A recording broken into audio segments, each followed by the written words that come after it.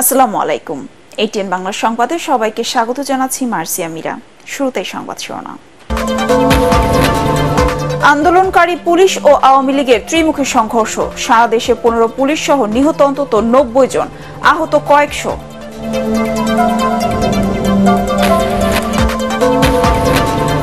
দেশে অনির্দিষ্টকালের কারফিউ চলছে, ঘর থেকে বের না হওয়ার আহ্বান ডিএমপি কমিশনারের, আইন অমান্য করলে কঠোর ব্যবস্থা।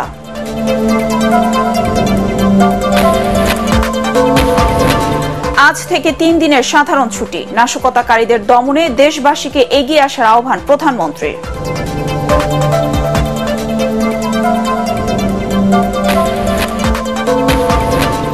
দেশজুড়ে আওয়ামী লীগের সমাবেশ, পাড়া মহল্লায় নেতা কর্মীদের সতর্ক অবস্থান, শেখ হাসিনার নেতৃত্বে শান্তি প্রতিষ্ঠায় রাজপথে থাকার অঙ্গীকার।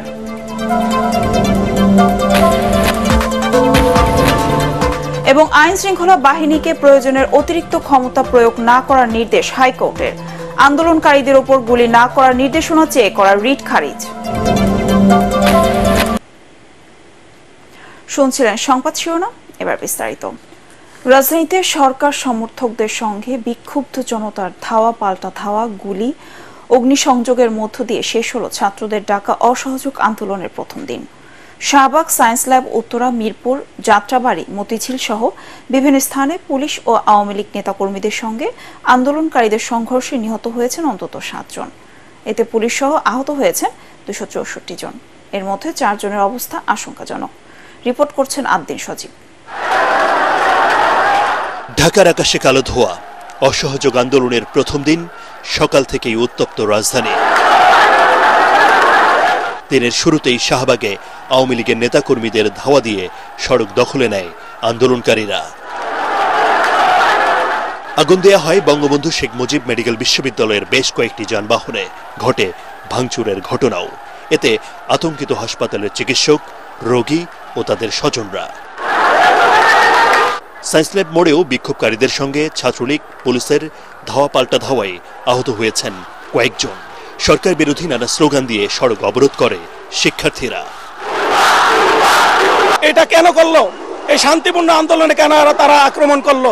এটার আমরা তীব্র নিন্দা জানাই। বাংলা মোটরেও বিক্ষুব্ধ জনতার সঙ্গে আওয়ামী লীগ ও ছাত্রলীগের নেতাকর্মীদের সংঘর্ষ বাধে, পুলিশ বক্স ও বাসে আগুন দেয় দুর্বৃত্তরা।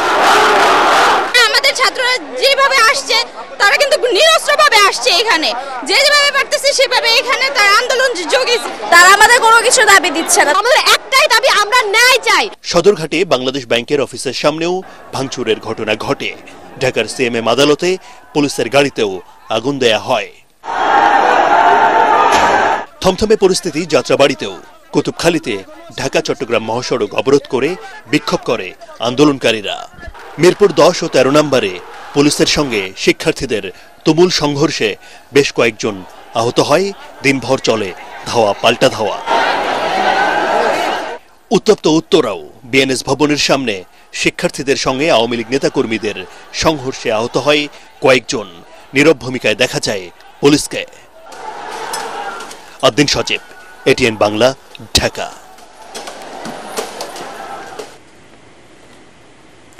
পুলিশ, আওয়ামী লীগ ও শিক্ষার্থীদের ত্রিমুখী সংঘর্ষে রণক্ষেত্রে পরিণত হয় রাজধানীর মিরপুর এলাকা। শত শত রাউন্ড গুলি ছোড়ে পুলিশ। পরে মিরপুর 10 নম্বর গোল চত্বরে অবস্থান নেন আন্দোলনকারীরা। রিপোর্টে জানাচ্ছেন মাহবুব কবির চপ্পল।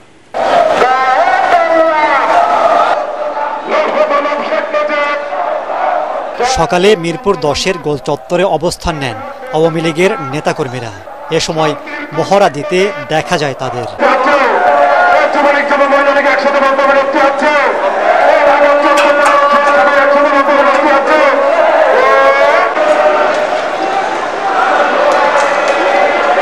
পরে শিক্ষার্থীরা সেখানে আসতে চাইলে আওয়ামী লীগের নেতাকর্মীরা তাদের ধাওয়া দেয়, চলে গোলাগুলি। শিক্ষার্থীরাও পাল্টা জবাব দেয়।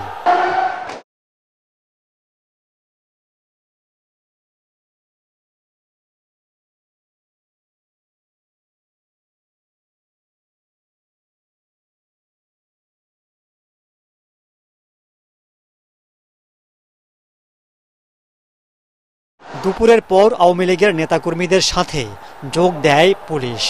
আন্দোলনরত শিক্ষার্থীদের উপর টিয়ার শেল, সাউন্ড গ্রেনেড ও গুলি ছোড়ে তারা।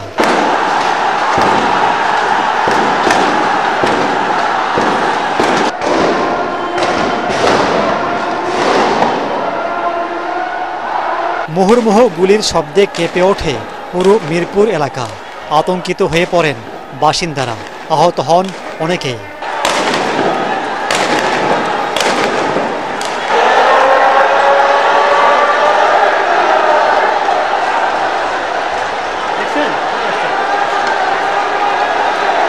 বিকেলে পুলিশ ও আওয়ামী লীগের নেতাকর্মীদের ধাওয়া দিয়ে মিরপুর 10-এর গোল চত্বরে অবস্থান নেন আন্দোলনরত শিক্ষার্থীরা।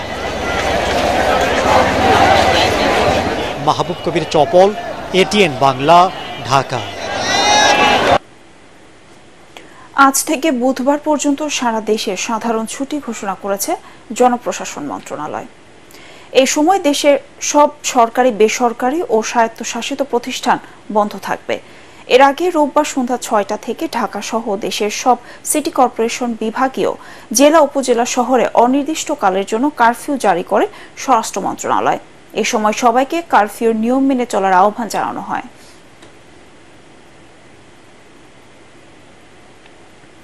কারফিউ চলাকালে ঘর থেকে বের না হওয়ার আহ্বান জানিয়েছেন ডিএমপি কমিশনার হাবিবুর রহমান। রাতে এক জরুরি সংবাদ সম্মেলনে তিনি বলেন, আইন অমান্য করে কেউ ঘরের বাইরে বের হলে কঠোর ব্যবস্থা নেবে আইন শৃঙ্খলা বাহিনী। এ সময় তিনি বলেন, ছাত্র আন্দোলনকে ঢাল হিসেবে ব্যবহার করে রোববার রাজধানী জুড়ে তাণ্ডব চালায় বিএনপি জামায়াত। নাশকতাকারীরা ঢাকায় 10টি পুলিশ বক্স ভাঙচুর করে। এতে ওয়ারি বিভাগের ডিসি সহ মোট 11 জন পুলিশ সদস্য আহত হন। এসব সন্ত্রাসী কার্যক্রম যারা পরিচালনা করছে তাদের কাউকে ছাড় দেওয়া হবে না বলেও জানান ডিএমপি কমিশনার। আমাদের স্পষ্ট ঘোষণা, কারফিউ চলছে।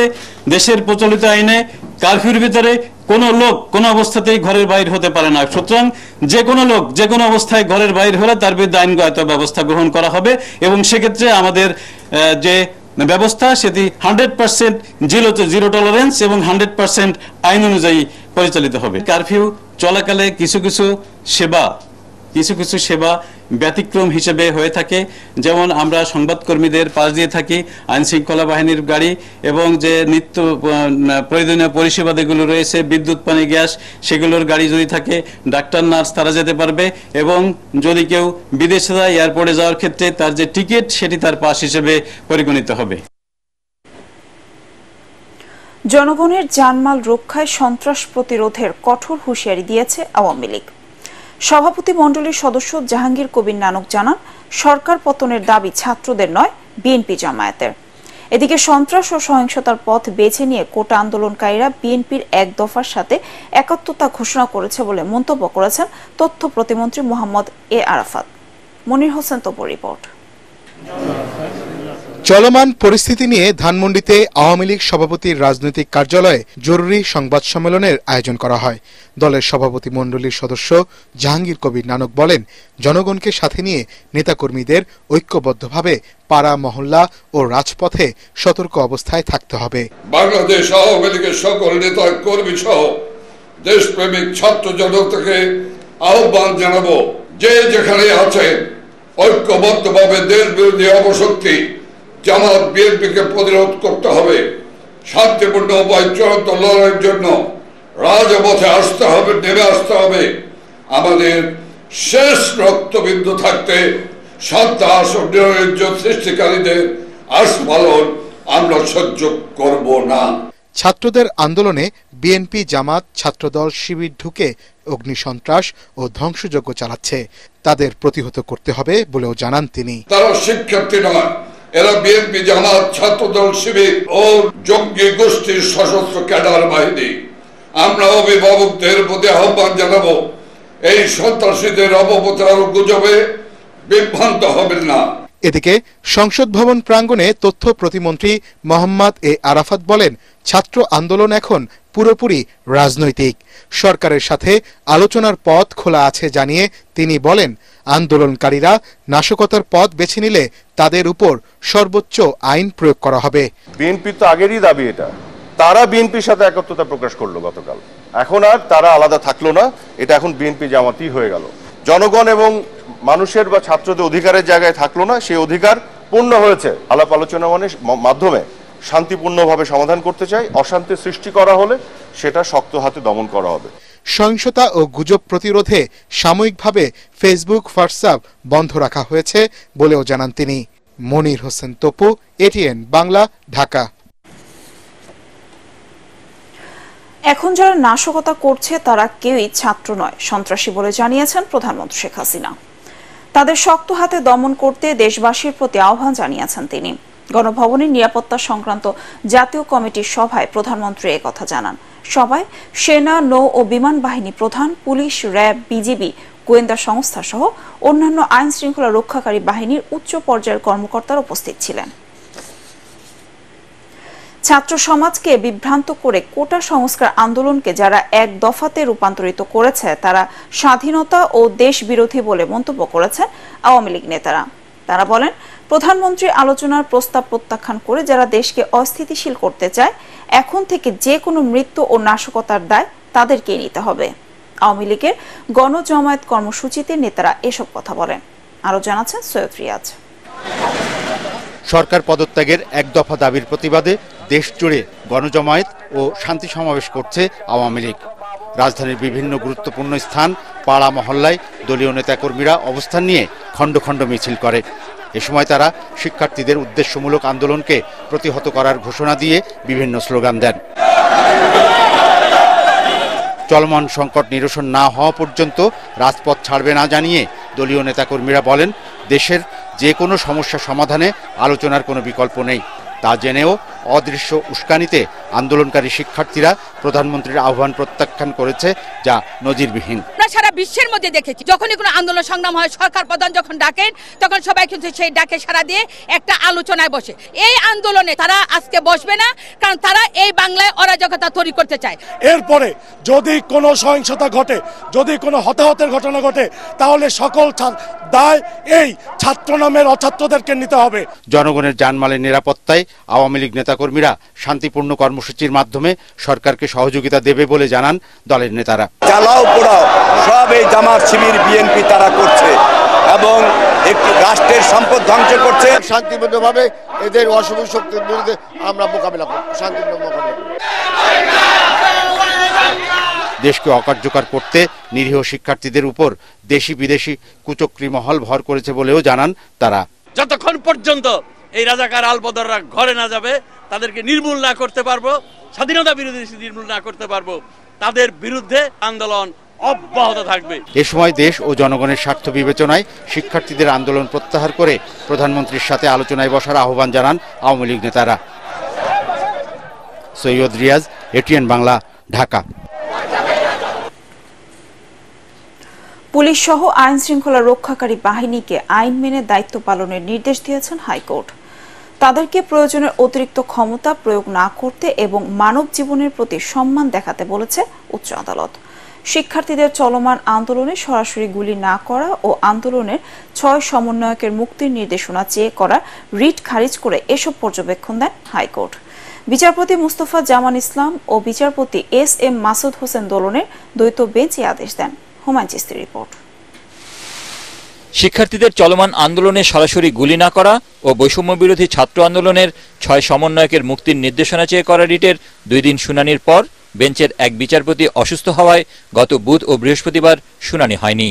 এরই মধ্যে 6 সমন্বয়ককে ডিবি হেফাজত থেকে মুক্তি দেয়ায় রোববার শুনানির শুরুতেই রিটের ওই অংশ বাদ দেন উচ্চ আদালত। পরে অ্যাটর্নি জেনারেল ও রিটকারীর আইনজীবীদের শুনানি শেষে রিটটি পর্যবেক্ষণ সহ খারিজ করে দেন হাইকোর্ট। যদিও কাগজে কলমে বলা হচ্ছে খারিজ করা হয়েছে, কিন্তু এক্স্যাক্টলি আমরা এই প্রার্থনাই করেছিলাম ওনাদের কাছে, যাতে পুলিশ এক্সেসিভ ফোর্স ব্যবহার না করে।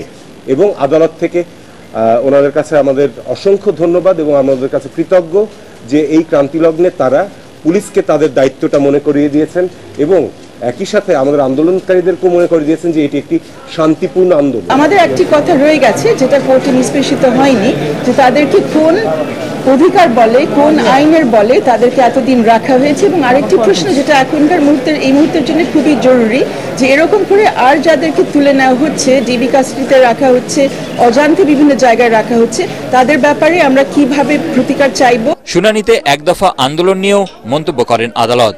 আদেশের পর্যবেক্ষণে আদালত বলেন, সংবিধান অনুযায়ী যে কেউ মিছিল সমাবেশ করতে পারবে। নাশকতার ঘটনা ঘটলে তার নিয়ন্ত্রণে আইন অনুযায়ী ব্যবস্থা নেবে আইন শৃঙ্খলা রক্ষাকারী বাহিনী। আদালত বলছেন যে আইন যেটা আছে আমাদের দেশে, সেই আইন অনুযায়ী বা সংবিধান অনুযায়ী প্রত্যেক নাগরিকের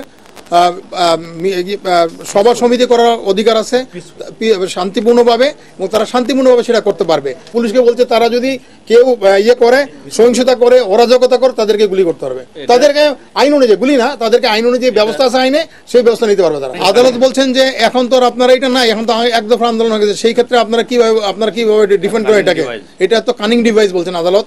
এদিকে কোটা সংস্কার আন্দোলনের সময় 16 শিশু নিহতের ঘটনায় বিচার বিভাগীয় তদন্ত ও প্রত্যেকের পরিবারকে 1 কোটি টাকা করে ক্ষতিপূরণ দেওয়ার নির্দেশনা চেয়ে করা রিট শুনানির জন্য গ্রহণ করেননি হাইকোর্ট। অন্য বেঞ্চে যাওয়ার পরামর্শ দিয়েছেন আদালত। হুমায়ুন চিস্তি, এটিএন বাংলা, ঢাকা। বৈষম্য বিরোধী ছাত্র আন্দোলনের সরকার পদত্যাগের এক দফা দাবির প্রতি পূর্ণ সমর্থন জানিয়েছে বিএনপি।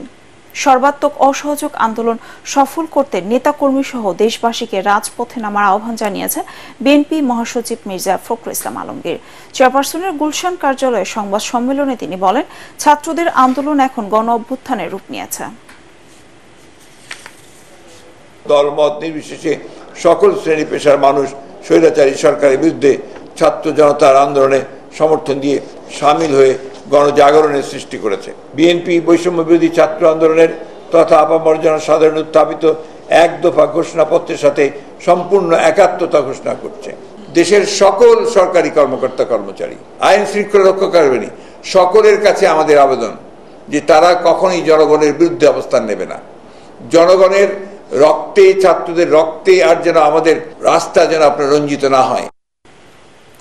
কোটা সংস্কার আন্দোলনে সাংবাদিকদের উপর হামলার প্রতিবাদে মানববন্ধন করেছে বিক্ষুব্ধ গণমাধ্যম কর্মীরা।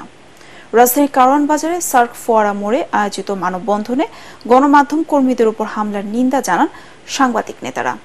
এ সময় নিহত ও আহত সাংবাদিকদের ক্ষতিপূরণ ও দায়ীদের শাস্তির দাবি জানান তারা।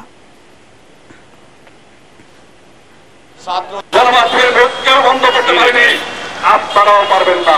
গণমাধ্যম তার সংবাদ প্রচার করে যাবে, গণমাধ্যম তার পেশাদার দায়িত্ব পালন করে যাবে। সাংবাদিকদের যারা আহত নিহত করেছেন তাদেরও শাস্তির আওতায় নিয়ে আসতে হবে। সহিংসতা বন্ধ করতে হবে যেভাবেই হোক। আমরা চাই বাংলাদেশ এগিয়ে যাক, শান্তিপূর্ণ পরিবেশ বজায় রাখুক। এবার পার্টিস খেলার খবর।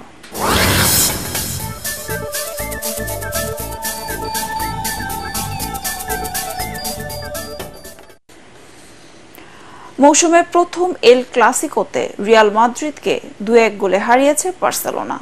যুক্তরাষ্ট্রে প্রাক মৌসুম প্রীতি ফুটবলে খেলার 7 মিনিটে এগিয়ে যাওয়ার সুযোগ পায় কাতালানরা, তবে পাও ভিক্টরের হেড ফিরিয়ে দেন গোলরক্ষক থিবো কর্তোয়া।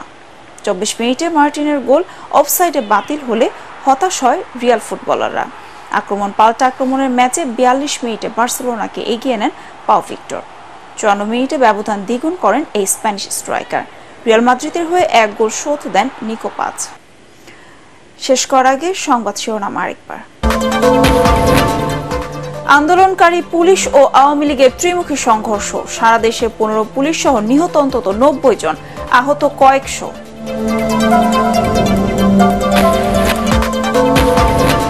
দেশে অনির্দিষ্টকালের কারফিউ চলছে, ঘর থেকে বের না হওয়ার আহ্বান ডিএমপি কমিশনারের। আইন অমান্য করলে কঠোর ব্যবস্থা।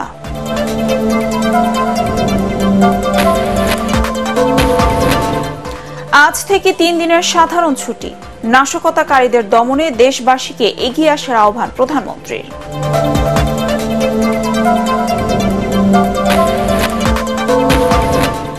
দেশজুড়ে আওয়ামী লীগের সমাবেশ, পাড়া মহল্লায় নেতা কর্মীদের সতর্ক অবস্থান। শেখ হাসিনার নেতৃত্বে শান্তি প্রতিষ্ঠায় রাজপথে থাকার অঙ্গীকার।